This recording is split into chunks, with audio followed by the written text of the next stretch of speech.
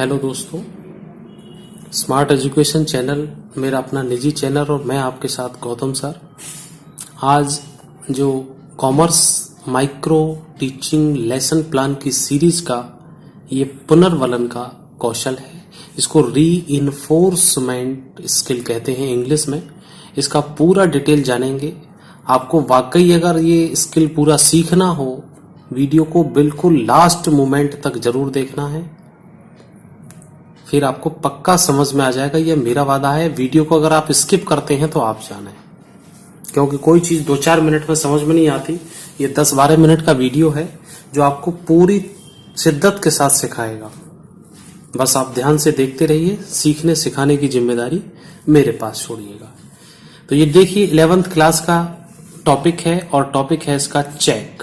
अब चेक के अंतर्गत आप क्लास में पढ़ा रहे हैं पुनर्वलन कौशल, रीइंफोर्समेंट। कैसे इसका प्लान बनेगा एक नजर देख लीजिए, फिर मैं आपको पूरी डिटेल समझाता हूं इसकी। आगे देखिए, इसमें प्यूपिल टीचर्स एक्टिविटी रहेंगी और स्टूडेंट्स एक्टिविटी रहेंगी।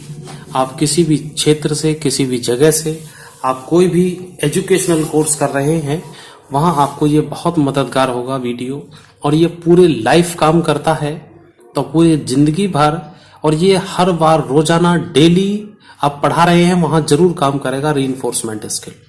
तो इसमें जो जो सावधानी बरतनी होती है वो सब आज आपको मिलने वाली है। तो आप देखते रहिए, बने रहिए मेरे साथ। देखिए पहला क्वेश्चन दिया है, व्यक्ति को कार्य करने के बदले क्या प्राप्त होता है? धन किसे कहते हैं आदि ये सब चीजें हैं। लेकिन ये बनी कैसे, किया कैसे, इतना बड़ा सब करने के लिए एक स्केल होता है हमारे पास। उस स्केल को सबसे पहले देखते हैं और उस स्केल के साथ कुछ मानक जुड़े होते हैं और उन्हीं मानकों को हम लोग एक अपनी बीएड की भाषा में कंपोनेंट्स कहेंगे। तो ये कंपोनेंट्स देखते हैं क्या होते हैं। ये पुनर्वलन कौशल के शाब्दिक धनात्मक पुनर्वलन। हो सकता है 2-3-4 मिनट आपको वीडियो समझ में नहीं आएगा, बोर मत होना। लेकिन जैसे आप थोड़े थोड़े 5-7 मिनट पे आ जाएंगे, अभी समझ में आ जाएगा आपको। शाब्दिक धनात्मक पुनर्वलन, स्वीकारात्मक वचन का प्रयोग, छात्रों का उत्साहवर्धन करना। इनको नोट कर लेना सबको अभी कॉपी डायरी में वीडियो पॉज करके। अशाब्दिक धनात्मक पुनर्वलन, भावभंगिमा का प्रयोग, छात्रों के ठीक उत्तरों को श्यामपट्ट पर लिखना। ऋणात्मक शाब्दिक पुनर्वलन का प्रयोग का अभाव, ऋणात्मक अशाब्दिक पुनर्वलन का सहयोग का अभाव, सही पुनर्वलनों का प्रयोग। तो ये इतने हैं। इनका आप चाहें तो एक स्क्रीनशॉट ले लीजिए और अपना नोट कर लेना। अब मैं आपको इनको समझा दूं कि ये क्या होते हैं। शाब्दिक धनात्मक पुनर्वलन, देखिए जो आप जहां जहां से भी पढ़े हैं, वहां आप क्लास में जब होंगे तो टीचर ने आपसे कोई ना कोई प्रश्न पूछा होगा। मान के चलिए भारत की राजधानी कहाँ है, और आपने जवाब दिया होगा कि दिल्ली। तो टीचर ने आपको thank you, good, very good, सही है, कुछ तो कहा होगा ना, शाबाश, कुछ तो कहा होगा। ये जो शब्द हैं 4-5, यही हमारे पुनर्वलन होते हैं। पुनर्वलन का मतलब होता है कि अंदर से वो प्रेरणा देना, बल प्रदान करना, जिसमें छात्र आगे दोबारा से फिर आपका जवाब देने के लिए तैयार रहे खुशी खुशी। तो आपको ये शाब्दिक धनात्मक पॉजिटिव रीइंफोर्समेंट देना है। स्वीकारात्मक वचन का प्रयोग, कभी कभी टीचर ना मुंह से नहीं कहते हैं, लेकिन उस स्वीकार में कुछ ऐसे शब्द ले लेते हैं या हाथ से इशारा भी कर सकते हैं, उत्साहवर्धन भी कर देते हैं किसी तरह से। तो वो सब चीजें यहाँ आती हैं। यह है अशाब्दिक धनात्मक पुनर्वलन। तो पॉजिटिव है लेकिन अशाब्दिक है। यहां से उन्होंने सिर हिला दिया या हाथ हिला दिया कि हाँ आपका बिल्कुल ठीक है। भावभंगिमा, टीचर का जो फेस एक्सप्रेशन है उससे भी पता लग जाता है। छात्रों के ठीक उत्तरों को श्यामपट्ट पे भी लिख दिया जाता है। कोई इंपॉर्टेंट ऐसी चीज है, आंसर है, उसको आप ब्लैक बोर्ड पे भी लिख सकते हैं। ये कंपोनेंट सभी विषयों में एक समान ही रहते हैं। आप चाहें, अब इस समय जैसे वाणिज्य वाला वीडियो आप देख रहे हैं, तो वाणिज्य का लिए चल रहा है, यही एसएसटी में भी यही काम करेगा।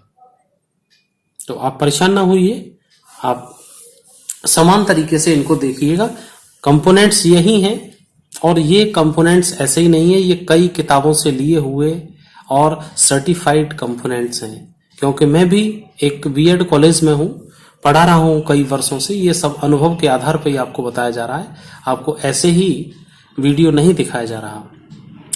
तो ठीक उत्तरों को श्यामपट्ट पर लिखा जाए। ऋणात्मक शाब्दिक पुनर्वलन, किसी बच्चे को कोई गलत शब्द नहीं कहना है जो उसको किसी तरह से बुरा लगे। अगर उसका आंसर गलत है तो उसको खड़ा रहने दीजिए, अगले किसी छात्र से पूछ लीजिए, लेकिन उस बालक को कभी कुछ गलत मत कहिए कि तुझे कुछ नहीं आता, तू तो बेकार है। ऐसा प्रयोग का अभाव करना है। ऋणात्मक अशाब्दिक पुनर्वलन का सहयोग और उसका अभाव करना है।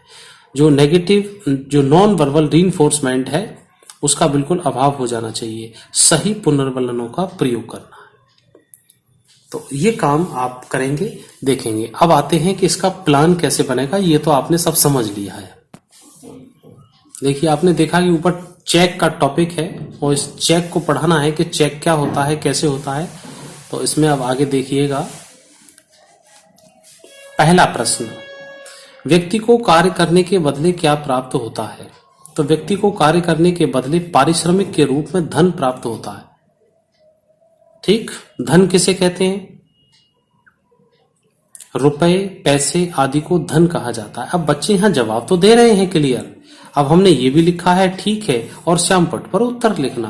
तो पहला प्रश्न जब आपने पूछा तो बच्चे ने जवाब दिया, आपने बड़े अच्छे तरीके से कहा ठीक है, बिल्कुल ठीक है, सही उत्तर है, कुछ भी आप कह सकते हैं। दूसरे क्वेश्चन को का आंसर आपने ब्लैक बोर्ड पर लिख दिया। अब तीसरे पर देखिएगा, व्यक्ति आवश्यकता से अधिक धन या रुपए कहाँ रखता है? व्यक्ति आवश्यकता से अधिक धन या रुपयों को बैंक में रखता है। सिर हिलाकर उसकी स्वीकृति दी गई। आगे देखिएगा, बैंक पर कौन सा प्रपत्र लिखा जाता है? चेक बैंक पर लिखा जाता है। ठीक है, ये चेक क्या होता है जी? बच्चे फिर यहां निरुत्तर हैं, बच्चों को नहीं पता चेक। आगे चेक के बारे में पढ़ाएंगे हम। तो आप इस तरह से प्रश्न बना सकते हैं। तो कभी कभी बच्चा आंसर नहीं भी दे रहा है तब भी कोई बात नहीं, अगले बच्चे से पूछिए, फिर आप उसको पढ़ाइएगा। तो इस तरह से आप कर सकते हैं। तो इस वीडियो में अभी पूरा नहीं हुआ है, जाइएगा मत, अभी तो और आपको बहुत कुछ समझाना है। अब देखिए, इस तरह से आपने यहाँ पर इन प्रश्न और इनके रीइंफोर्समेंट को समझा। आप यहाँ बहुत अच्छा, गुड, वेरी गुड, एक्सीलेंट, आप जो मर्जी यहाँ पे आप लिख सकते हैं, कर सकते हैं। लेकिन जो कुछ भी है अपनी डायरी में, कॉपी में अच्छा ही लिखिएगा। अब आते हैं, ये बहुत देर से आप देख रहे हैं 1 2 3 4 5 ये सब क्या लिखे हुए हैं? ये कंपोनेंट्स लिखे हुए हैं और इन्हीं का होता है,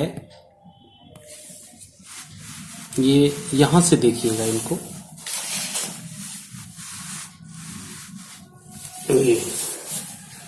तो टैली लगाने का भी तरीका है। लगभग ये हर यूनिवर्सिटी में चलता है, हर स्टेट में चलता है, क्योंकि एनसीटी के नियम सभी जगह एक समान होते हैं।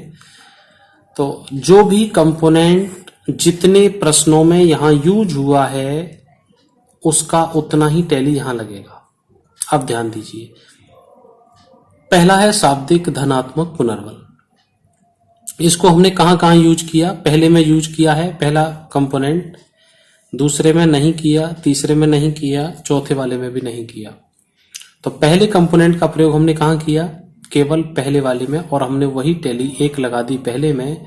और इसका जो रेटिंग स्केल है, ये अगर 1 2 3 है तो यहां लगाएंगे, 2 है यहां लगाएंगे, 4 5 है तो यहां पे लगाएंगे, और 6 7 है तो इसमें लगाएंगे। ठीक है, वीडियो रोककर या दोबारा देख लेना, आपको अच्छी तरह समझ में आ जाएगा। टैली लगाने के लिए मैंने वीडियो अलग से भी बनाया हुआ है, लेकिन हल्का सा मैं आपको यही समझा दूं 1 मिनट में। दूसरा कंपोनेंट आपने कहां यूज किया है, तीसरा कंपोनेंट कहां यूज किया है? तो तीसरा, चौथा, पांचवा कंपोनेंट पहले क्वेश्चन में है, तीसरा, चौथा, पांचवा यहां भी है, तीसरा, चौथा, पांचवा यहां पर भी है, और पांचवा यहां पर है। कुल मिला के जो तीसरा कंपोनेंट है वो 3 बार यूज हुआ है, और तीसरे कंपोनेंट के आगे हमने 3 टैली लगाई हैं और इसको यहां आगे टिक किया है। तो इसी तरह से ये सारे कंपोनेंट्स का सारा टैली यहां पे इस तरह से इसके हिसाब से यहां जाएगा और उसी के हिसाब से यहां जाएगा। तो ये ध्यान रखिएगा, इसी तरह से मेरे सभी वीडियोस आपको मिल जाएंगे। आपको, मुझे उम्मीद करता हूं आपको समझ आ गया होगा। कोई कठिन नहीं है, आप दोबारा देखिए, तीसरी बार देखिएगा। उम्मीद है आपको कोई दूसरा वीडियो देखने की आवश्यकता नहीं होगी। परेशान मत होना कि ये किस यूनिवर्सिटी का है। लगभग सभी यूनिवर्सिटी में एक जैसे ही प्लान तैयार होते हैं। जब से 2015 से सिलेबस को एनसीटी ने लगभग एक जैसा कर दिया है। तो चलिए छात्रों, मिलते हैं फिर आपको नेक्स्ट वीडियो में और नेक्स्ट टॉपिक के साथ।